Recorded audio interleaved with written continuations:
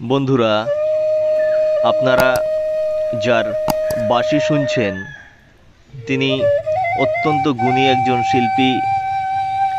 তিনি বাঁশির সঙ্গে সঙ্গে অত্যন্ত সুন্দর সানাইও বাজান। পুরুলিয়ার একজন বিখ্যাত শিল্পীর গলায় আপনারা শুনছেন তার বাঁশি, এবং আগেও আপনারা সানাইও শুনেছেন।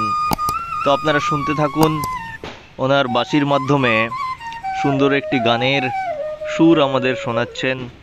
তো আপনারা শুনুন, ভালো লাগবে নিশ্চয়ই।